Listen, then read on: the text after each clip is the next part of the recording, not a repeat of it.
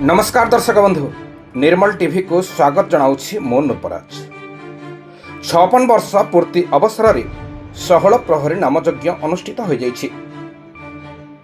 रामायण ग्रंथ रे महर्षि वाल्मीकि ऋषि प्रभु श्रीरामक जन्म दिवस चैत्र मास नवमी तिथि रे होइथिबा उल्लेख करिसेंति। भारत तथा भारत बाहर हिंदू धर्म अवलंबी जनसाधारण पालन देखिबाकु मिलिछि।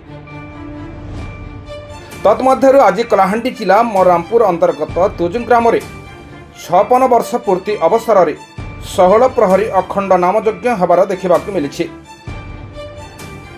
1969 मसीह तत्कालीन स्वर्गत पांडव साहू, गोपी माझी, नीलमणि साहू, टंकधर साहू और गोपीनाथ साहू नेतृत्व में श्रीराम महाप्रभु मूर्ति स्थापन करी प्रभु सानिध्य लाभ करथिले।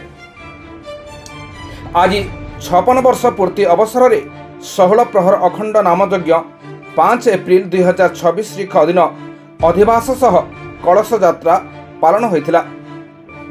6 एप्रिल 2026 तारीख दिन समय 7 घंटा 30 मिनिट हरिनाम संकीर्तन आरंभ करिथिबा देखिबाकु मिलिछि। मंदिर पूजक सन्यासी महापात्र सुनील महापात्र यज्ञ पूजक भावे योगदान करिसेंति। यज्ञकर्ता भावे गुंजन साहू, स्वामी ताराचंद्र साहू पूजारे कर्ता भावे नियोजित होइथिबा और मंदिर कर्ता उर्वशी साहू, स्वामी जोगेंद्र साहू 24 वर्ष भगवान का सेवा भावे नियोजित होइथिबार देखिबाकु मिलिछि।